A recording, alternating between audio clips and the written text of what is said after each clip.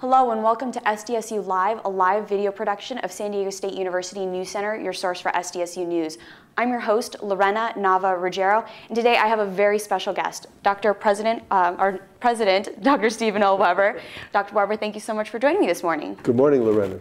Yeah, just to remind our viewers, you can submit live questions during this time to either sdsulive@gmail.com, again that's sdsulive@gmail.com, or submit them via Twitter at SDSU Live. Again, that's at SDSU Live. So Dr. Weber, let's just get started. You hosted the big ceremonial kickoff to the school year yesterday, All University Convocation, and that's for faculty and staff members. And what was the main theme or topic of discussion this year? Well, there's a 500-pound gorilla in the middle of the room, and of course it's the California state budget. Mm-hmm. So we were talking a lot about the budget, the consequences that the budget has, not only for the faculty and staff and students of San Diego State University, but also for the state of California and for our society in general. And those consequences are not good. Mm-hmm, definitely. Now, because you mentioned several different things during your speech. I think the most interesting one to me was looking at the number of students we had to turn away in the line that you had illustrated. I loved that slide.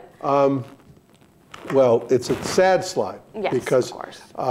We received lots of applications at San Diego State University, as you know, but this last year we turned away 22,197 eligible applicants. We turn away applicants that are not eligible. That's regrettable, but we do that all the time. But 22,197 eligible applicants. And to help people understand the human consequences of that, I said, if you imagine a line in which each person takes up 2 feet, that's a line 8.4 miles long. So that line begins in Balboa Park. That's how many human beings are eligible to come to San Diego State and could not get in. So this is very, very serious. It is, it is. As far as, budget cuts, student fee increases, reduced staffing, is there any one thing that you think is the biggest challenge, or all of these combined? Well, it's the biggest tragedy is that we're turning students away from the opportunities of higher education. That's the biggest tragedy. And our society will pay a price for that for years to come. Now, there are also lots of issues that then we have to deal with a reduced student body, but also with a reduced number of faculty and staff so that we can serve those students well. That'll be the ongoing challenge of the year. We've tried to say, with reduced resources, we can't take as many students, but we're going to try, and I know our faculty and staff are dedicated to trying to do everything they can to provide the quality educational opportunity that San Diego State has become known for. And speaking of students, we actually had a couple of questions submitted by students, and one of them is, outside of paying higher fees, how are students being involved regarding the budget issues and the implementation of furlough days? Well, students are critical in all of this. Part of this is an educational challenge. There are lots of good and worthy competing needs in the state of California, and there are at the moment not very adequate revenues to deal with those needs. As an educator, I believe the most fundamental investment, however, that our state needs to make is in the next generation and preparing the next generation to move our state forward. So we've got to get that message out, and students are the best ones to get that message out. People expect me to say that. They do, and they will discount that to some degree. It's the voice of the students that is really critical. And next week, for example, we're going to have a budget rally here on campus. Our associate students have been leading, getting the word out to students, make sure that they know about it, urging them to be there and show up. And it's almost an issue of just showing human concern. And so we need to illustrate that. We need to illustrate the consequences when you withdraw. And basically, the state has withdrawn $564 million from the California State University system. There are consequences for that, and they're very, very painful to all of us. Speaking of the consequences, another question that we've gotten from a student is many students work full-time and cannot quit their jobs due to the economic crisis, and how is the university helping them? I know that they were concerned about the cut of night classes, for example. Well, first of all, they're right to be concerned, because one of the things that's happened is we've greatly reduced the number of classes available, not the seats, but the number of classes, and that means there tend to be larger classes and fewer choices as to times and place. But there's kind of no way to fix that we know of. We've made our primary focus on making sure classes are available to students.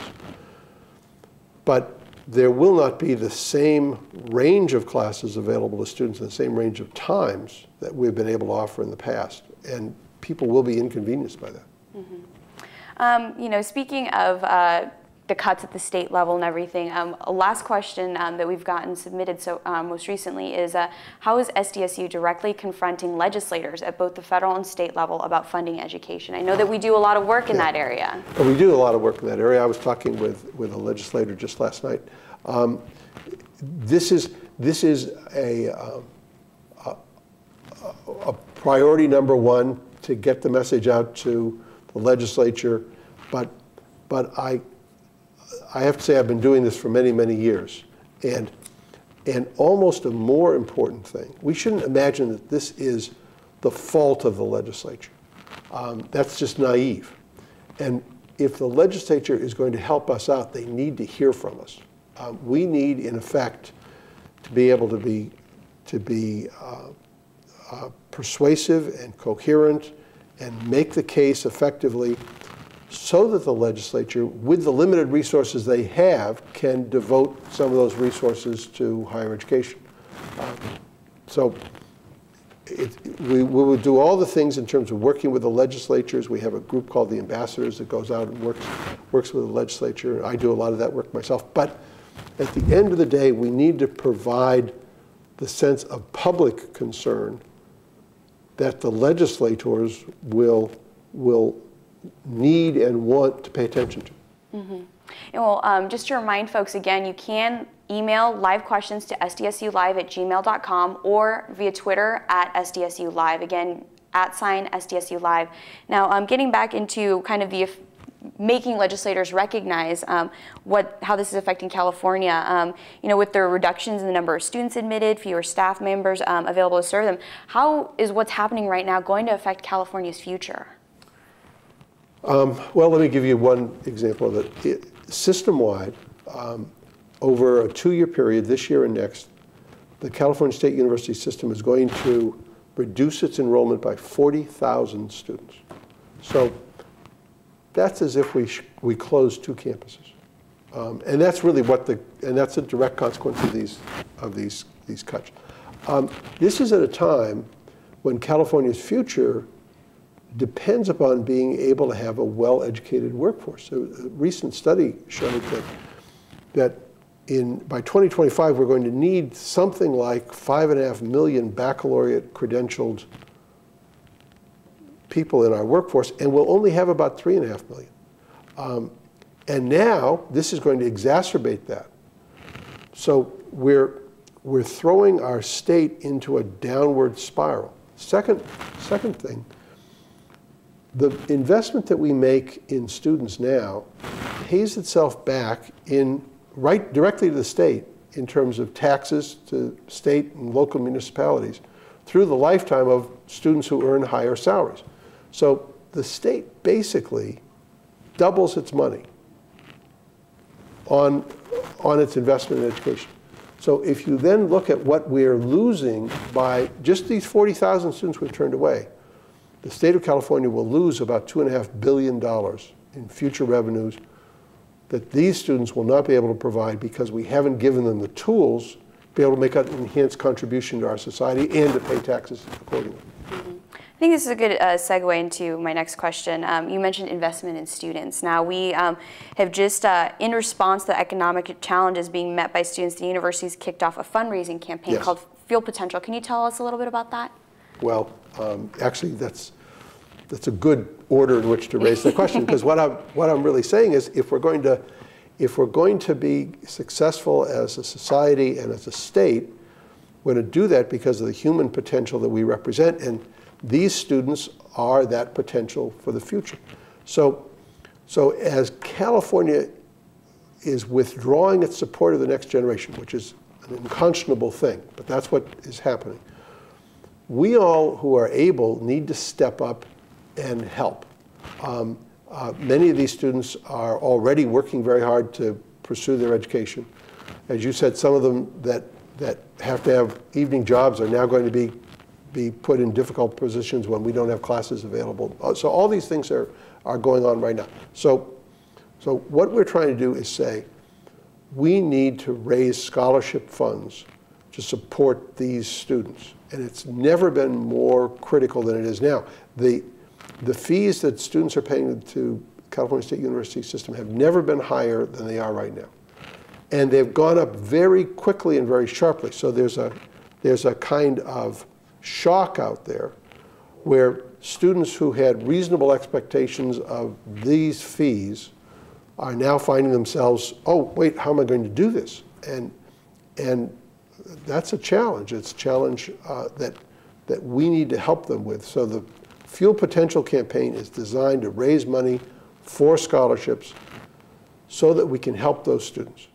Mm-hmm. And for anybody interested in learning more about our Fuel Potential campaign, please go to sdsu.edu/Fuel Potential. That's sdsu.edu/FUELPOTENTIAL, Fuel Potential. And if I could say, this doesn't require $1 million gift. What you're capable of doing to help these students is exactly the right human thing that we need to do.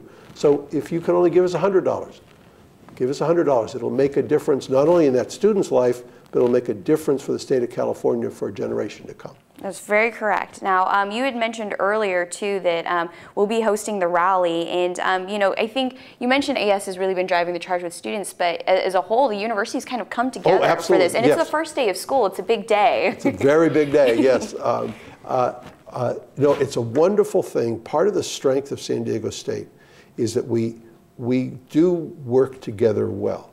So our students and our faculty and our staff, our leadership, whether it's from our University Senate or from collective bargaining organizations or from student organizations, fraternities and sororities, athletes, all these, everybody comes together to support this university. And I think the reason for it is we really love this university, and we recognize that it's a great, great place, and it's in danger right now. So one of the things that I like most about this is there are going to be a lot of people gathered in that rally. They are not selfish people. They are not out there trying just to get support personally for themselves. These are people who are struggling for the long-term good, not only of this university, but the state of California. Mm-hmm. And for folks that are interested in attending the budget rally, everyone is welcome, of course, but it will be from 11:30 a.m. to 12:30 p.m. Monday, August 31st, in front of Hempner Hall. So, you know, in terms, you mentioned shared governance, and I know that was kind of another theme that we had during All University Convocation. You know, how we're such a disparate university in some ways that it's amazing to see us all come together in times like these.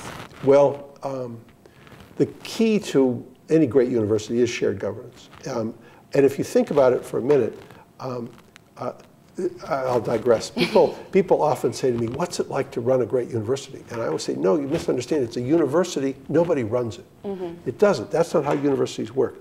So the chemists care about chemistry, and they're the ones to make decisions with regard to chemistry.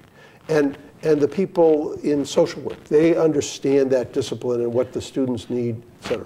So we're an organization of extraordinary expertise, and then to function, we need to entrust the disciplines to the people that understand them well, but then share among ourselves a responsibility for the collective good and for the whole of the university. Because if the chemistry department's not strong, well, then the physicists will suffer. And if the physicists aren't doing well, the engineers will suffer. And it goes on and on. So we're all we're all linked here, and we all are in this thing together. And shared governance is the way in which, it's the vehicle through which our collective voices can be heard and we can make decisions. It's a little bit like a classic town hall, where different constituencies of the university are represented. Well, great. I think that helps for a lot of folks that hear shared governance and wonder what we're talking about. So, we've talked a lot about the adversity that we've been facing. It's a tough time for the university, but you made some comparisons during your speech yesterday to other areas at SDSU in terms of the challenges. Is there another time that's comparable? Well, there are lots of times in which our university has been challenged. We were founded in 1897. So if you just look back at the challenges we've all faced as a society, you can imagine the Great Depression, things like that. Huge challenges for all of us. The one that strikes me, though, is during World War II. In World War II, a third of our student body left to fight the war. 40% of our faculty and staff left to fight the war. And of course, this happened all of a sudden. Mm-hmm. But we kept it together. And interestingly enough, just before World War II, it's hard to imagine now, there were less than 900 students at San Diego State. In 1948, there were, if I remember correctly, over 5,000. Wow. Yeah, that because dark as things were in the early 40s, all of a sudden we prevailed in the war, the GI Bill came, and we opened up universities as they had never been opened up before. So, there have been difficult times. We faced real challenges in the 90s with some very difficult budgets. And I have to say, as a person who's worked in a number of different states, California's economy is a highly cyclic economy. So it just goes up and down more sharply than Iowa, which sort of goes like this. So we're going to see fluctuations in this state. And the key is to kind of hold ourselves together to try to not dip as low and then have a higher foundation from which to build. That's what we've been able to do. I should also say, though, that in all those different times, I think it's fair to say we have never faced as immense a challenge as we do now. And part of the reason I say that is because this is not a one-year matter. It's a multi-year effect. Last year, we had a net cut to San Diego State of about $12 million. That's after increases in fees and everything else. This year, a net cut of $35 million. And there is no one that believes that next year won't be equally or worse. So equally bad or worse. So these are people that are feeling these are genuinely challenging times. They're right. Mm-hmm. Well, now that we've kind of talked about the present, in terms of the future, how do you think the university is going to emerge from this? Is there a silver lining? Well, there are. I wouldn't call it a silver lining. That I think misstates it. But the university is going to emerge from this, and there are lots of things that will I think drive that renaissance of San Diego State University. First of all, for all the complaining we do about California at the moment, this is where the future is being built. I like to say to people, we're urban and we're diverse and we're high-tech and we're Pacific Rim and we're Latin America. Those are the ingredients of the 21st century. The reason we do so well in things like grants and contracts is because this is where the issues of our society emerge. So we will prosper again. What's more, the only way California can prosper is with a high ability, college-educated workforce. There isn't any other alternative. So either we're going to end up with a deeply impoverished state and society, or higher education is going to drive us forward. I believe the latter. So strangely enough, we are in the right endeavor. As I said yesterday, we're literally also in the right place But at the moment, it's at the wrong time. But the time will change. Mm-hmm. Well, lots of things to think about, and it is the start of a new school year, so it is a new beginning for everything, especially here on campus. So unfortunately, I think that's all the time we have from you, Dr. Weber. I know you have a busy day ahead of you. I do. It's that time of year, but I love this time of year because it's great to see the campus fill up again with students and faculty and staff who might have been away working on other projects are back and they're seeing one another, and it's got all that excitement of a new beginning. Universities are wonderful places. It is. It is. It's a vibrant community every day. That's for sure. So thank you for joining us today for SDSU Live. Again, this is a production of SDSU News Center, your source for SDSU News. You can find us at sdsu.edu/newscenter. Again, I'm your host, Lorena Navarrete. Thank you for clicking in, and we hope you watch again soon.